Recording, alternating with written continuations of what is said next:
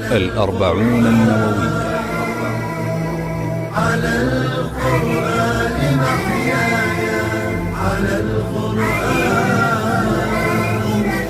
على القرآن،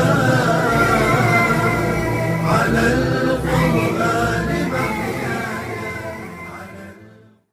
الحديث 21 عن أبي عمرو، وقيل أبي عمره، سفيان بن عبد الله رضي الله عنه قال: قلت يا رسول الله، قل لي في الإسلام قولا لا أسأل عنه أحدا غيرك.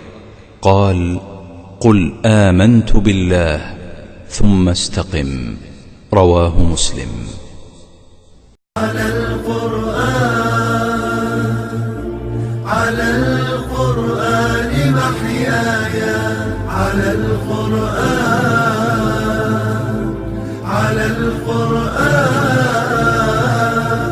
على القرآن محياي، على القرآن.